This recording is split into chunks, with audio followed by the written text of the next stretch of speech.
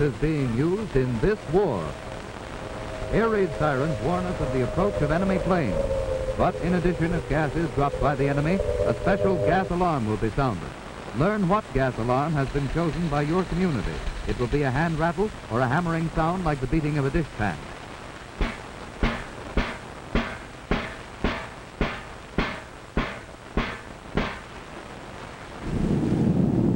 War gas is dropped from planes either as a spray or in gas bombs. But should enemy raiders use gas against your community, there is no reason for fear or panic. Because if you know what to do, you can protect yourself and safeguard your family against the menace of gas from the air.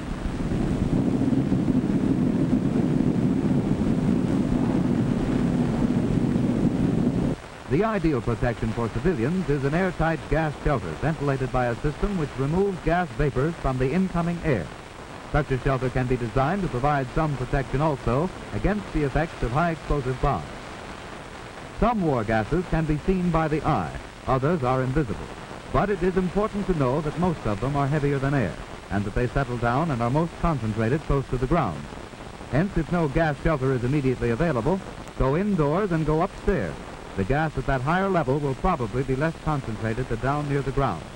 First precaution is to prevent gas from getting into the house. So, close all windows and shut off all ventilation or air conditioning units which are not equipped to remove war gases from the incoming air. If windows are blown out by high explosives, tack blankets over the openings. Close fireplace dampers. And if you live in a one-story house, seal all other openings around doors and elsewhere with cloth or rag.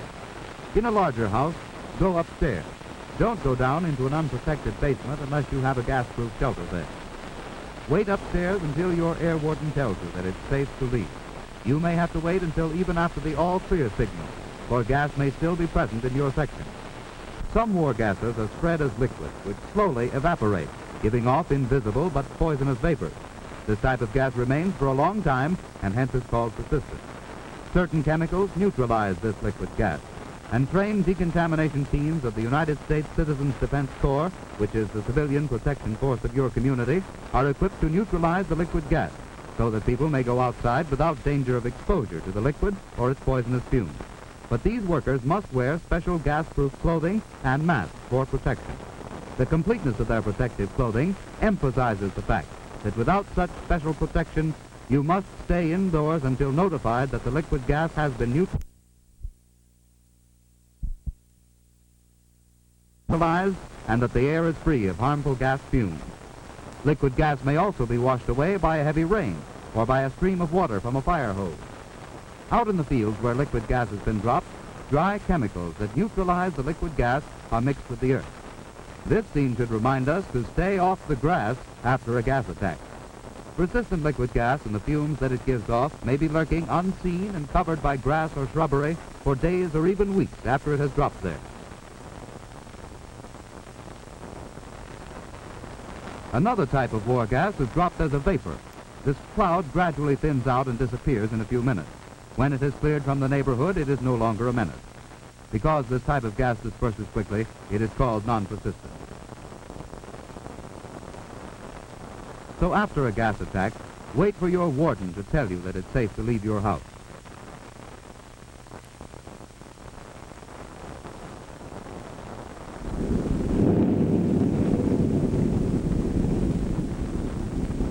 If you should be caught outdoors when gas is dropped, hurry to shelter, but don't look up, because liquid gas might fall into your eyes. Every second counts. Act quickly now in applying first aid. There are certain simple steps you can take to prevent or minimize the harmful effects of war gas. If the liquid splatters onto your skin or clothing, or if you have been exposed to gas vapors, remove all outer clothing outside the house, including shoes. This avoids spreading the gas inside. Remember, liquid gas spreads by contact like poison ivy.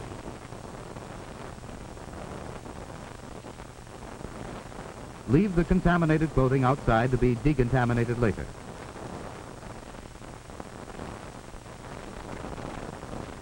First, quickly remove as much of the liquid gas as you can by carefully blotting with dry cloth or absorbent material. Be careful not to smear or spread the liquid gas onto fresh skin areas. You must work fast. The liquid gas will cause blisters if not neutralized in a few minutes after exposure. You may use absorbent tissues to blot the liquid gas from the skin. Absorbent cotton may be used in the same way with equal success. Throw the contaminated materials used to remove the liquid gas into covered containers to be destroyed later on. Use ordinary household bleaching solution containing sodium hypochlorite to neutralize any liquid gas remaining on the skin.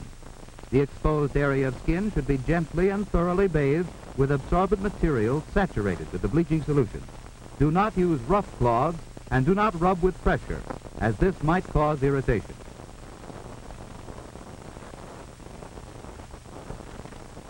And for safety's sake, rinse the hands thoroughly with the bleaching solution. Provided eyes have been exposed, they should be treated immediately. The recommended treatment for the eyes is a 2% solution of baking soda, that is, bicarbonate of soda. In order to be able to use this quickly, make this solution in advance by mixing a tablespoonful of baking soda in a quart of water. Keep this handy in tightly corked and properly labeled bottles.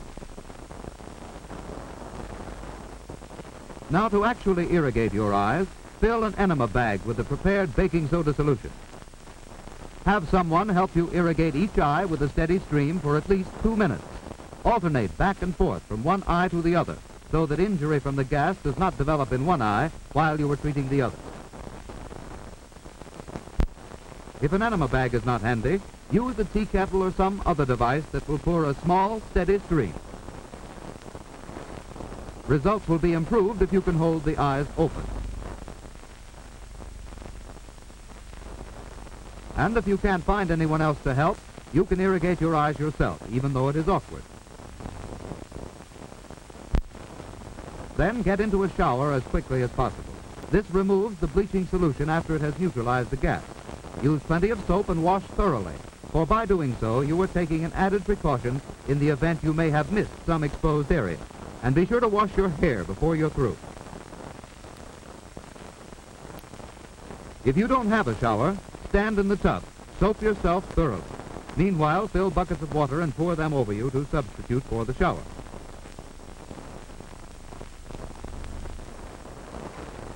Keep the drain open. Let the water run away. Don't sit in a tub full of water. It might spread the liquid gas over your body.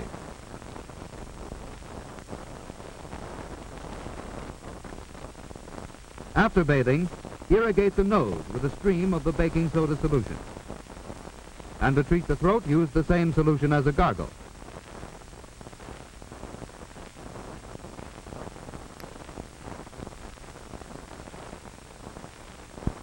If you haven't provided first aid materials in advance, don't waste time looking for them. Do the next best thing.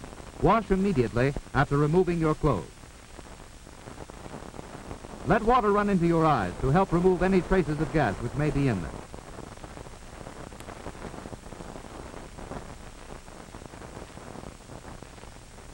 After being exposed to gas, you may start coughing or perhaps have a brassy taste in your mouth.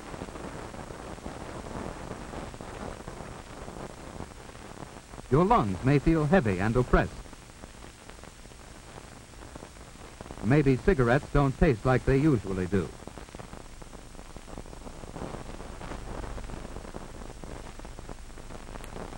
In a case like this, you must lie down immediately. Relax. Don't exert yourself. Even if you feel all right, don't take a chance. Lie down, because exertion may aggravate your condition if you've gotten gas into your lungs. Tell your warden to notify the emergency medical service.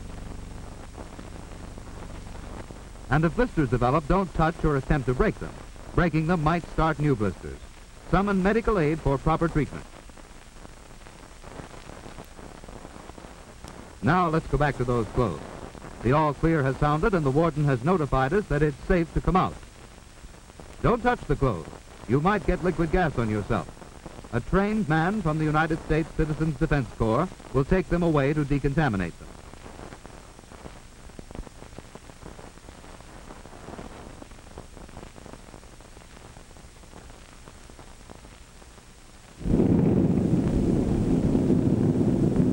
Why does the enemy use gas against civilians? Well, gas bombs dropped by the enemy do not destroy our homes and factories as do high explosive bombs. War gas does not start the devastating fires that are the great menace of incendiary bombs. War gas does not shatter arms and legs as bullets and bomb fragments do. The real purpose of the enemy in using war gas is to spread fear and panic, to destroy our morale, and to cripple our war production. The enemy hopes that we will become scared and panicked, that the weapons our soldiers are waiting for will fail to arrive when crucial battles demand them. But you can thwart the enemy by not giving way to fear and panic, because you know what to do if gas comes. Remember, close all openings which might permit gas-laden air to enter the building. Use blankets to cover windows shattered by high-explosive bombs. Go up above the first floor. Don't go down into the basement unless you have a gas-proof shelter there. Stay indoors until your air warden tells you it's safe to leave. If you come in contact with gas outdoors, leave outer clothing outside the building. Time is your ally if you use it, so apply first aid as quickly as possible. Quickly remove any liquid gas by blotting. Be careful not to spread the liquid gas. Then gently and thoroughly bathe the affected skin area with the bleaching solution. Wash each eye out for 2 minutes with a 2% baking soda solution. Soap and wash next. Use lots of soap. Do a thorough job. Use either a shower or pour buckets of water over you in a bathtub. Irrigate your nose. And gargle your throat with the baking soda solution after bathing. Don't waste time looking for first aid materials. If you haven't provided them in advance, soap and shower immediately after removing your clothing. Wash your eyes out with plain water. If your lungs are affected, lie down to rest while waiting for the doctor to arrive. Or if blisters form, summon medical aid.